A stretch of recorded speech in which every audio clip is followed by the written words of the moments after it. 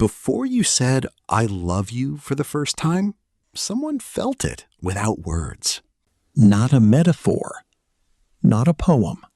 A real human being, standing in a world with no language, no writing, no words at all, feeling something in their chest so specific and so powerful that it changed every decision they made.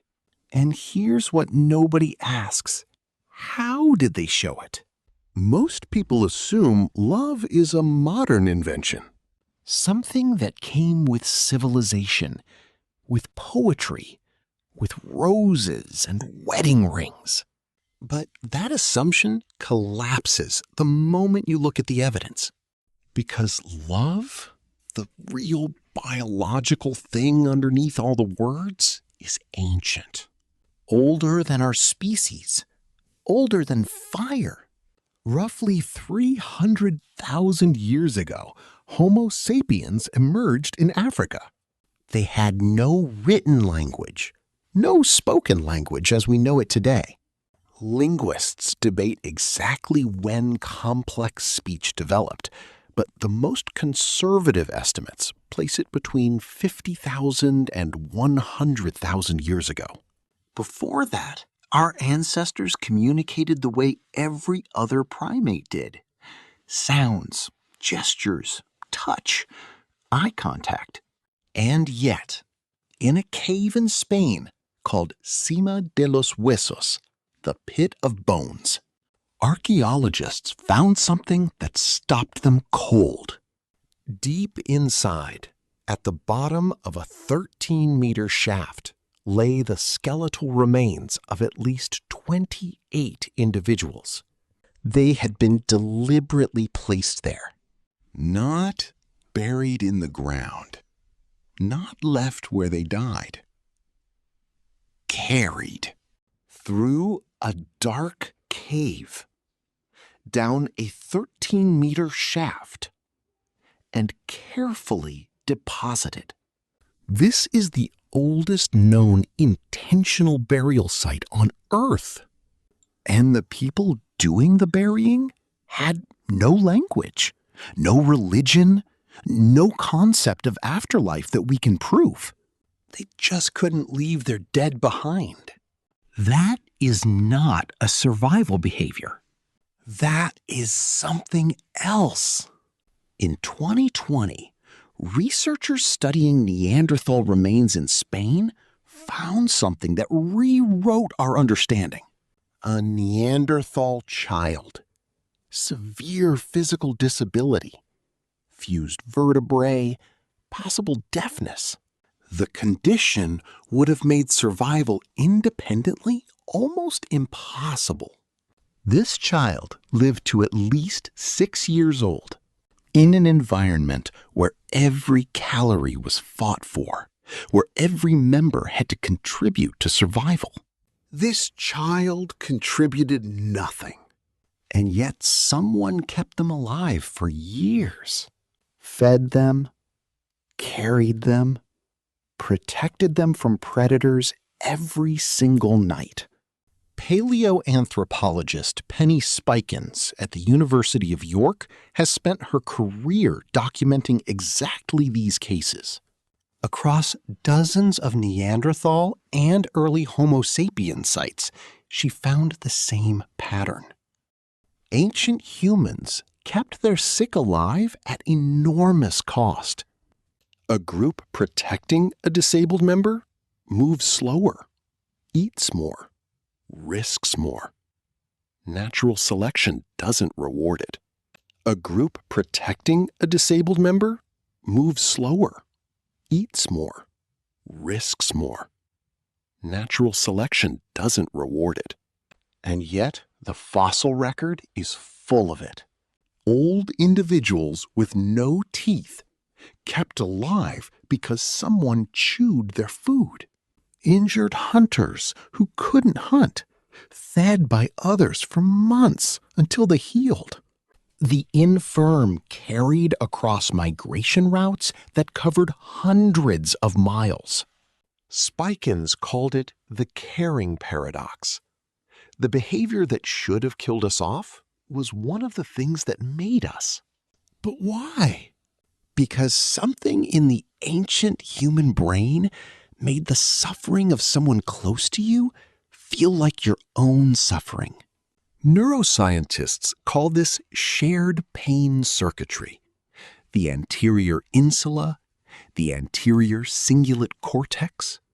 Your brain doesn't distinguish cleanly between your pain and their pain.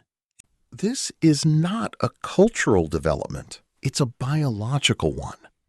And it appears to be ancient. Primatologist Franz de Waal spent decades documenting empathy in chimpanzees.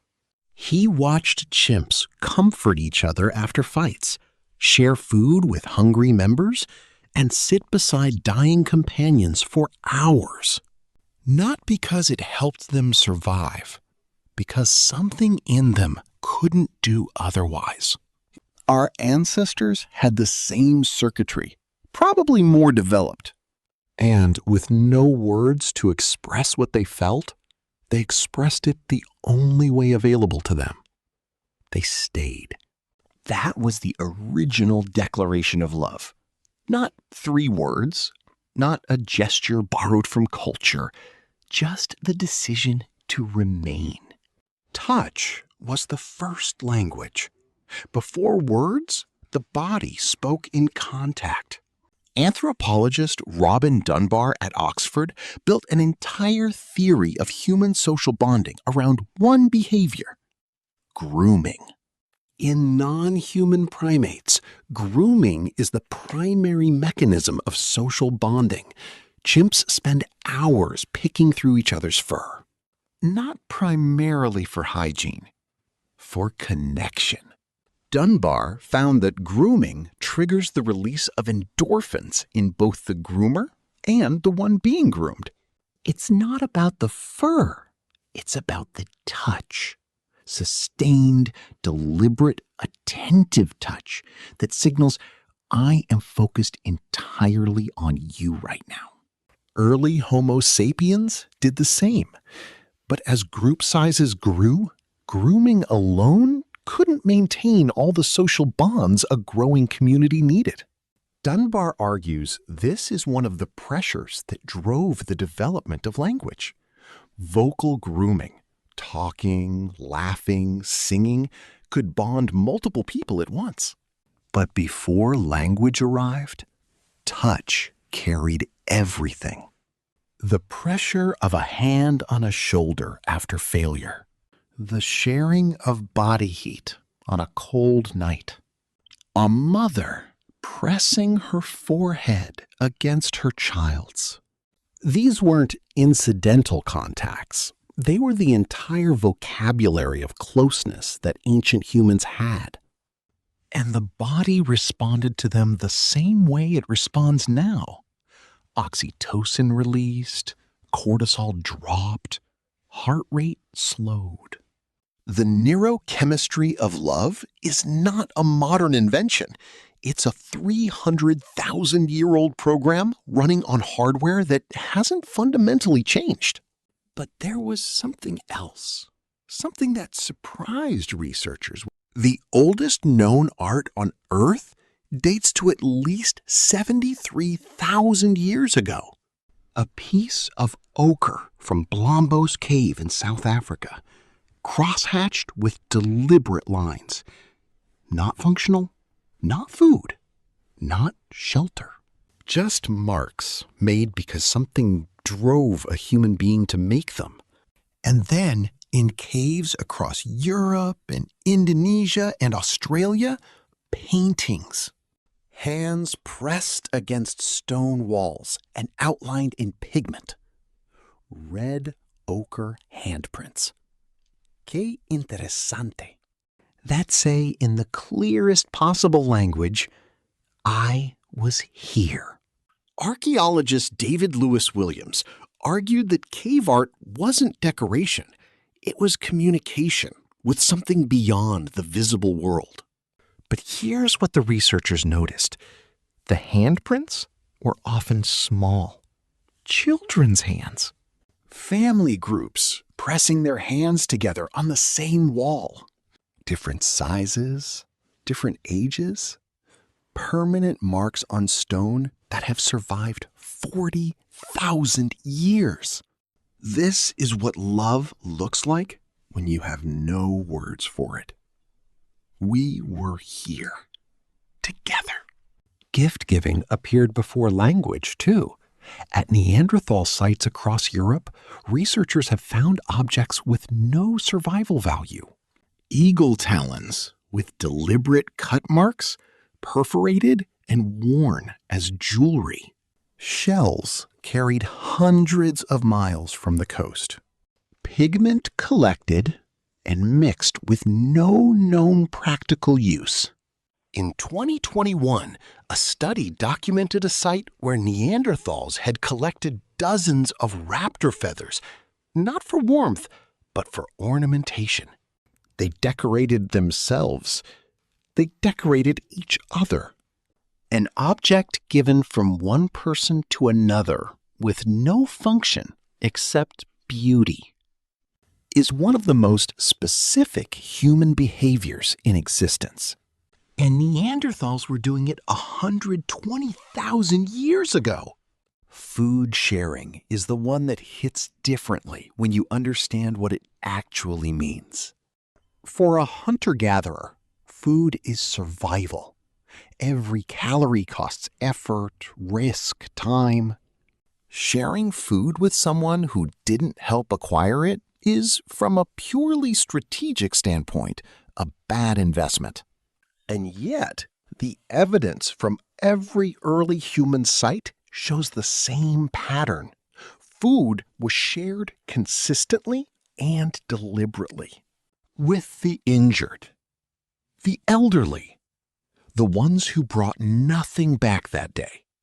Sarah Hrdy argued that this food-sharing behavior is actually what drove the development of human empathy in the first place.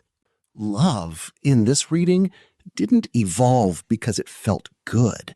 It evolved because it was necessary. And then it became the thing that made being alive feel like something worth doing. Love was never about words. The words came later, hundreds of thousands of years later. For 300,000 years, love was a verb, an action performed in silence, witnessed by firelight, carried in the body of every person alive today as the reason any of us are here. You inherited it from people who never had a word for it. And sometimes, in the moments that matter most, neither do you.